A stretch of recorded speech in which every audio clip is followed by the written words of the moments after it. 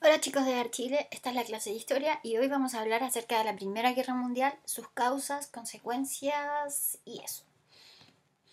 Primero, la Primera Guerra Mundial fue un conflicto bélico que tuvo cabida entre los años de 1914 y 1918, en el que se vieron involucradas las grandes potencias industriales europeas de la época y a su vez se extendió hacia otros continentes, por lo que generó muchas y graves consecuencias a nivel mundial.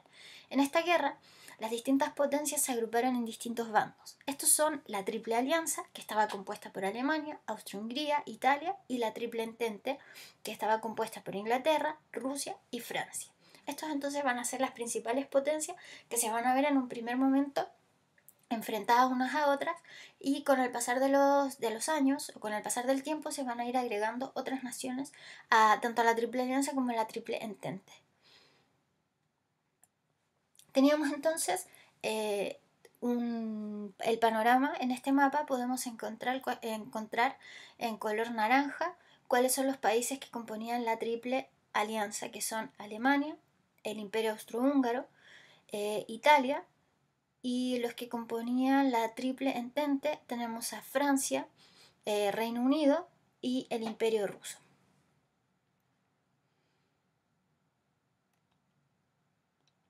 ¿Cuáles eran las posturas que tenían los países antes de la guerra?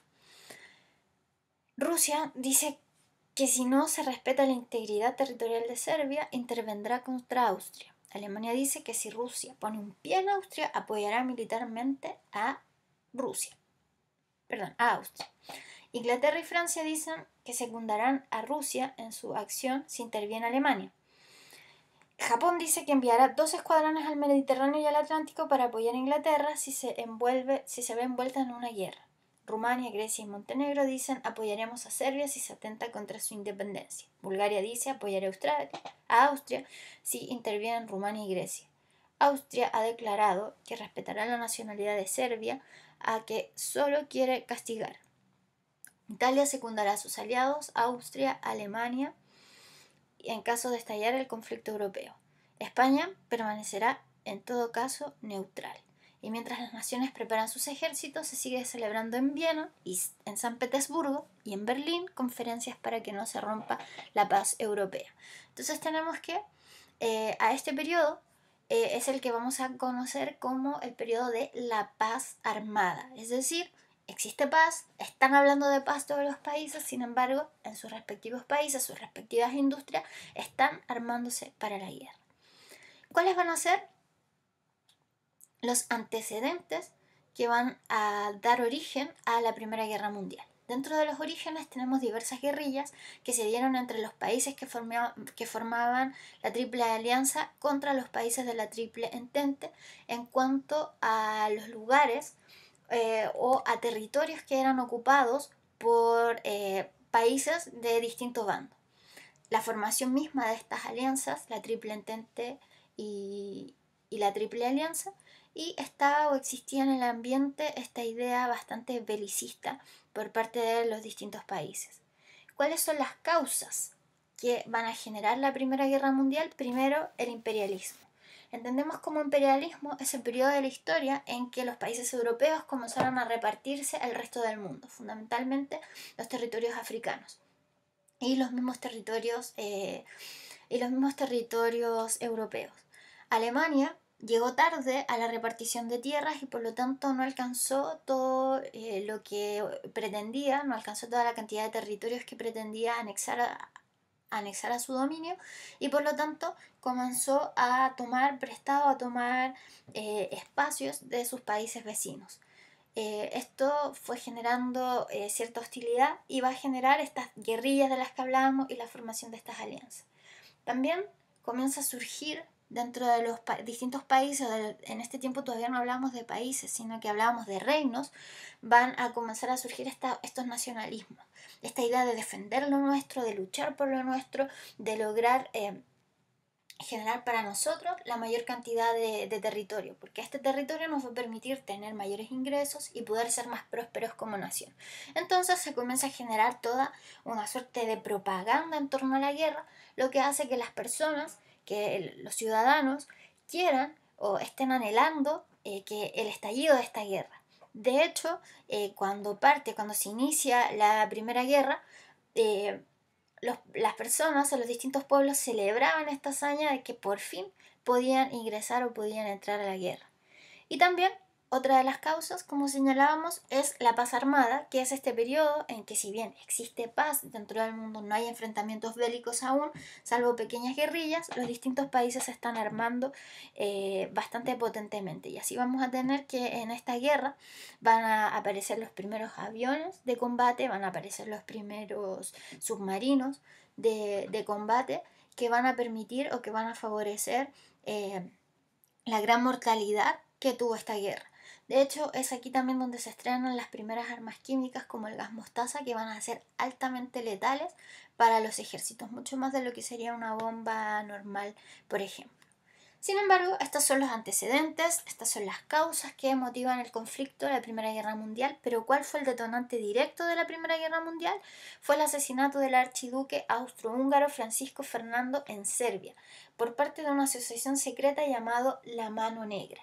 Esta Mano Negra es una asociación paramilitar del país de Serbia que operaba para el ejército y que realizaba este tipo de acciones. Por lo tanto, es el Imperio Austrohúngaro el que le exige al gobierno de Serbia que monte una investigación para saber quién fue el culpable de la muerte del archiduque Francisco Fernando. Serbia se niega a hacerlo y entonces se declara la Primera Guerra Mundial. Recordemos que, como veíamos en la diapositiva anterior, todos los países tenían algún tipo de interés y si ocurría algo en este lugar, entonces ellos iban a defender los intereses de ese mismo lugar con sus ejércitos. Dentro de las consecuencias de la Primera Guerra Mundial vamos a tener que va a tener consecuencias sociales, como más de 8 millones de muertos, más de 14 millones de mutilados, de personas que van a perder alguno de sus miembros, un brazo, un pie, o van a quedar impedidos de caminar, impedidos de moverse. Y además se despertó el espíritu de indecencia en varias colonias. Territoriales, vamos a tener la desaparición del Imperio Ruso, la desaparición del Imperio Otomano, la desaparición del Imperio Alemán y la desaparición, del Imperio Ruso ya la habíamos mencionado. Y económicas, vamos a ver que Alemania queda en ruinas luego de pagar la deuda de castigo a los países vencedores y los países participantes se van a ver enormemente afectados al destinar gran parte de sus recursos a la guerra. Y dentro de estas mismas consecuencias económicas vamos a tener que la mujer va a adquirir un papel más importante en el campo laboral, puesto que mientras los hombres se encuentran combatiendo en el frente de batalla, alguien tiene que realizar las actividades productivas dentro de los países y esa tarea se le asignará a las mujeres, lo cual traerá positivas consecuencias para el entorno femenino, puesto que una vez que ocupan los mismos trabajos económicos que ocupaban los hombres originalmente, entonces se va a demostrar que sus capacidades son las mismas que sus pares masculinos, por lo tanto va a generar en ellas mayores expectativas en el resto de sus vidas. Vamos a ver algunos documentos o algunos fragmentos, algunas frases que nos hablan de la propaganda que realizaba la prensa francesa para motivar a sus ciudadanos a participar de esta. Una de ellas, o la primera, dice: las balas alemanas no matan, nuestros soldados se han acostumbrado a las balas alemanas y la ineficacia de los proyectiles es el objeto de todas las conversaciones. 2. Excepto 5 minutos al mes, el peligro es mínimo, incluso en las situaciones críticas. No sé cómo me las voy a apañar sin pegarme esta vida cuando la guerra acabe. Este soldado quiere decir que no sabe qué va a hacer de su vida una vez que no haya guerra porque lo pasa fenomenal en el campo de batalla. 3. La verdad es que algunos, los refugiados de Verdún, son relativamente los refugios de Verdún, son relativamente confortables, calefacción central y electricidad. La verdad es que uno no se aburría mucho. 4. Esperábamos la hora del ataque como el que espera una fiesta. A propósito de Verdún, las pérdidas han sido mínimas. Con este tipo de documentos lo que se pretendía era alentar a la población para que pensaran que la guerra en verdad era prácticamente un juego. Sin embargo, ya vimos cuáles fueron las consecuencias nefastas de este conflicto bélico. Otro texto nos habla de cómo era la vida cotidiana en las trincheras. Dice, esos 3 días pasados, encogidos en la tierra, sin beber ni comer, los quejidos de los heridos, luego el ataque entre los boches y nosotros. Después, al fin, paran las quejas y los hoces. No nos destrozan los nervios y nos apestan. No nos dan tregua alguna, y las terribles horas que se pasan con la máscara y las gafas en el rostro, los ojos lloran y se escupe sangre. Después los oficiales que van para siempre, noticias fúnebres que se transmiten de boca en boca en el agujero, y las órdenes dadas en voz alta a 50 metros de nosotros, todos de pie, luego el trabajo con el pico bajo las terribles balas y el terrible ta ta ta ta ta de las ametralladoras. Carta de un soldado francés. Vemos que con esta carta se contradice lo que se expresaba a través de la prensa, porque claramente la guerra fue devastadora para quienes tuvieron que vivirla. Entonces tenemos ejemplos, o aquí tenemos mapas de lo que fueron los aliados, de lo que fueron los imperios centrales, los países que se mantuvieron neutrales en este proceso y países inicialmente neutrales pero que se unieron a los aliados.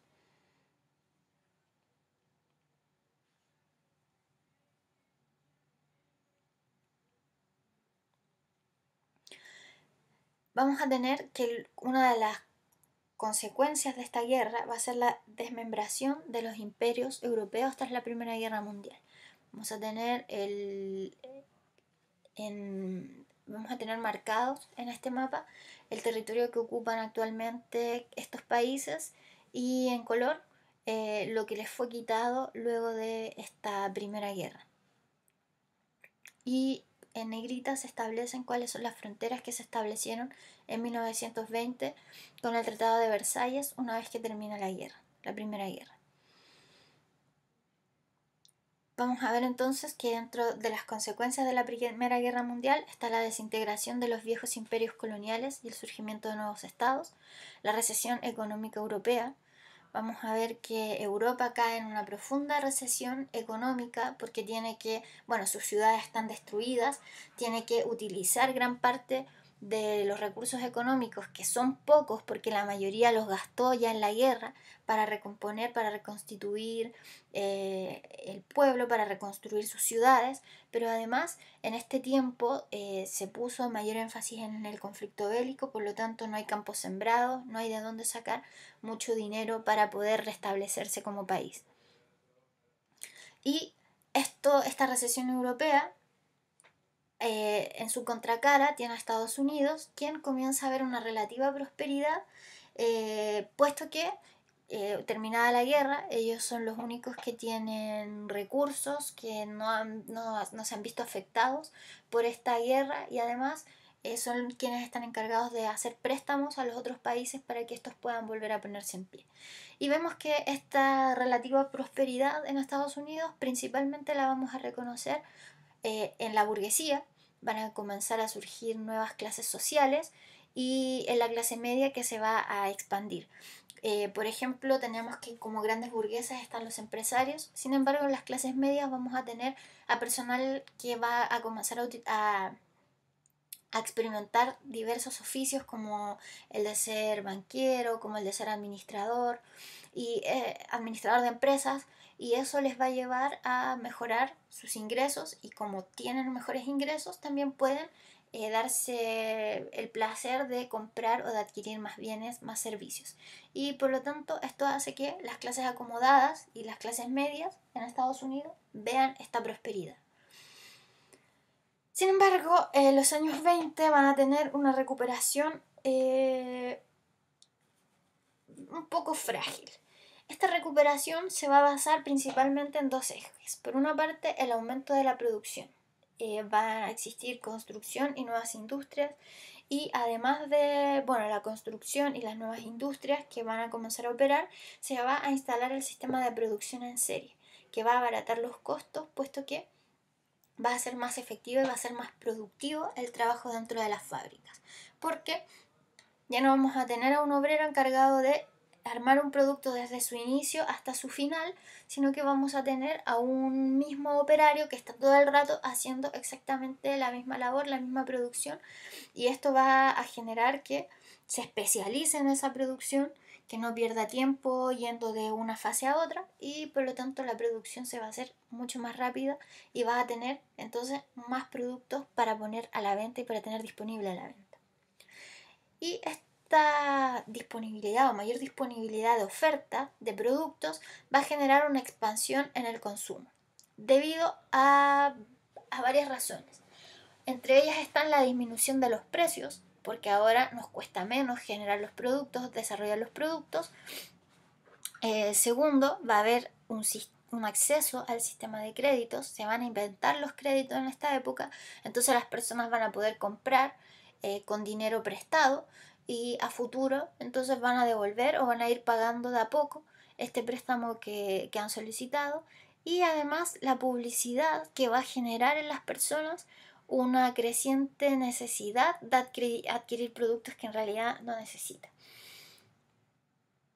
Sin embargo, hablábamos de la frágil recuperación de los años 20 porque rápidamente en el año 1929 se genera una crisis de este estado liberal decimonónico. Veníamos viendo la prosperidad, estábamos ya acostumbrados a que hubiese más productos, a que hubiese más accesibilidad a comprar estos productos. Sin embargo, con el crack del 29 se genera una gran depresión que va a llevar a una crisis económica a nivel del mundo. ¿Por qué se produce este crack o esta gran depresión? Primero porque existe un exceso de la oferta. Hay demasiados productos y por lo tanto las personas ya no pueden adquirir todas estas ofertas que se encuentran disponibles en el mercado. Existe también una gran facilidad de acceder al crédito, y esto lleva entonces a la especulación financiera. ¿Qué quiere decir que nos lleva a la especulación financiera? Que si los productos tienen un precio, entonces yo realizo alguna especulación respecto de ese producto. Por ejemplo, digo o especular es mirar hacia el futuro, y especulo en ese mirar hacia el futuro que estos productos van a desaparecer, que no va a haber muchos. O también puedo bajar el precio de estos productos señalando que se van a acabar rápidamente, entonces genero que la gente quiera comprar todos esos productos para que luego yo como empresario gane mucho dinero a partir de la especulación financiera que hago en torno a esos productos. ¿Con qué se especuló o cuál era el exceso de oferta que había en esta época? Eran las acciones de las empresas. Entonces, como ya todo el mundo manejaba estos conceptos, el crédito, el tema de acciones en la bolsa de comercio, entonces genera que de pronto los empresarios comiencen a vender, porque empiezan a bajar mucho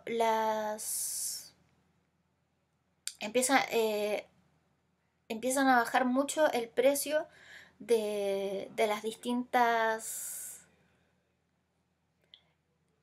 de los distintos productos bursátiles. Entonces, como empiezan a vender en exceso, las personas, hay muchas de estas acciones disponibles para la compra, ya nadie quiere comprar porque se dan cuenta que ya no está siendo rentable, que ya no está siendo un buen negocio, y como nadie quiere comprar, entonces el precio de las acciones se va al suelo, y como el precio de las acciones está en el suelo, entonces muchas fábricas quiebran, muchos bancos quiebran y empieza esta crisis económica. Esta crisis económica va a tener varias repercusiones a nivel mundial. Uno de ellos son los regímenes totalitarios. Causas de los regímenes totalitarios: la crisis y desprestigio de la democracia liberal. Acabamos de ver cómo a partir de la especulación financiera que se realiza en la bolsa de Nueva York, caen todos los mercados y todas las economías del mundo. Entonces esta idea de crecimiento infinito, de evolución infinita, donde siempre vamos a poder crecer y tener más dinero, se ve cuestionada por la población. Esto entonces va a hacer que la democracia liberal empiece a ser reemplazada por distintos totalitarismos. En Italia se va a llamar fascismo, el nazismo en Alemania, y en la Unión Soviética se va a desarrollar otro tipo de totalitarismo, que es el denominado comunismo estalinista.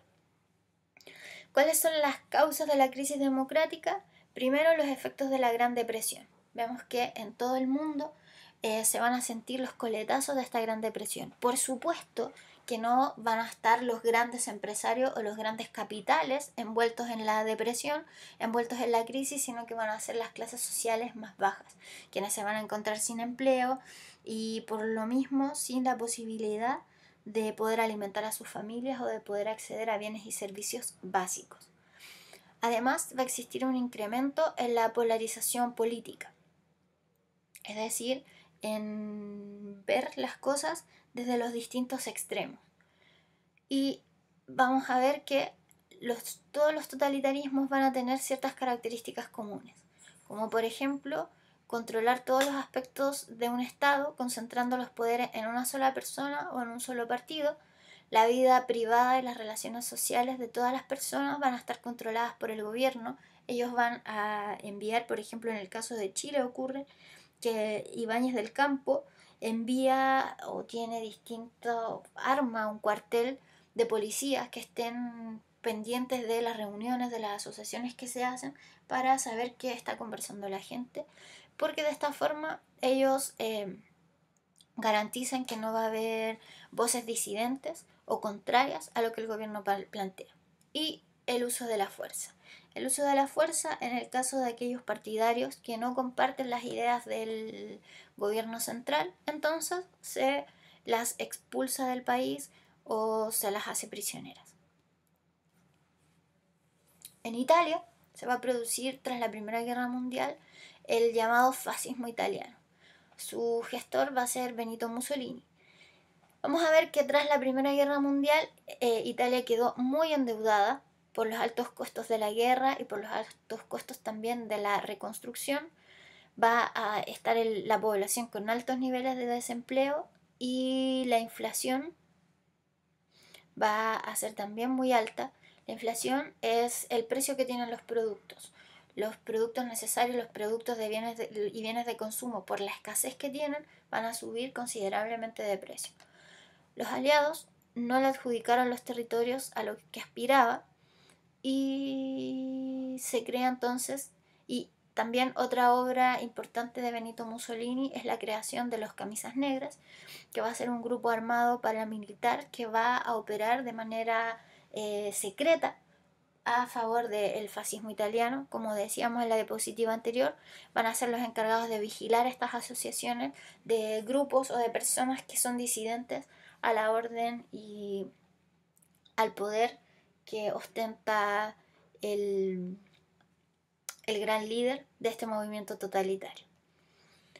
¿Cuáles son las características del fascismo de Mussolini? Primero, una ideología antidemocrática y totalitaria. Acá no vamos a dar espacio para otras voces, no vamos a dejar o no vamos a permitir que otras personas se expresen o que todas las personas se expresen. Quien opine distinto de lo que señala el fascismo, entonces va a percibir las consecuencias de esto.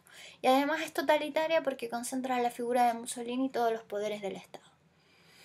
Va a existir también un nacionalismo expansionista, es decir, esta idea de anexar más territorios a los territorios actuales. Va a existir también un adoctrinamiento y un control social. Es decir, vamos a educar a las personas, vamos a educar a la población para que esté a favor de Mussolini, a favor del fascismo. Y tenemos entonces ejemplos como los panfletos que aparecen en las imágenes, donde dice Chi ha salvato l'Italia. ¿Quién ha salvado la Italia? El bolchevismo. El bolchevismo aparece hundiéndose. ¿Y quién viene a salvar a Italia? El fascismo. Y luego en la otra imagen tenemos a un joven, muy joven, armado, y que dice fascismo, un estilo de vida.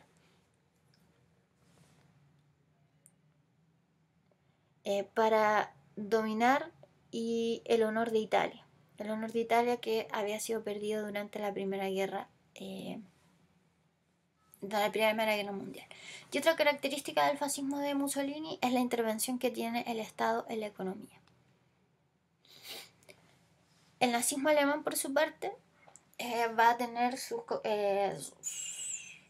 sus antecedentes en el Tratado de Versalles y en el fuerte sentimiento de humillación alemana, puesto que una vez terminada la guerra se celebra el Tratado de Versalles, donde se obliga a Alemania a pagar multas o a pagar multas a todos los países que resultaron afectados por esta guerra. Entonces, con este pago de indemnizaciones posguerra, Alemania se va a ver también fuertemente afectada económicamente, y sumando a ese costo económico que tiene no solamente la reconstrucción del país, sino que además, bueno, el costo asociado a la guerra misma, el crear las armas, el mandar soldados de un lugar a otro, y además el pago de las indemnizaciones de posguerra, también se va a ver afectado, tremendamente afectado por la crisis del 29. Entonces surge esta idea del nazismo. El nazismo va a prometer a los alemanes la recuperación del orgullo y de la prosperidad económica que tenía Alemania. Y obviamente esto prendió bastante fuerte en este país, puesto que estaban bastante humillados y alicaídos después de la derrota, después de que les quitaron los territorios que se habían anexado durante esta guerra.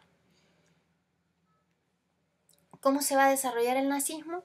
Vamos a tener que en 1921 Adolf Hitler asume el liderazgo del Partido Socialdemócrata.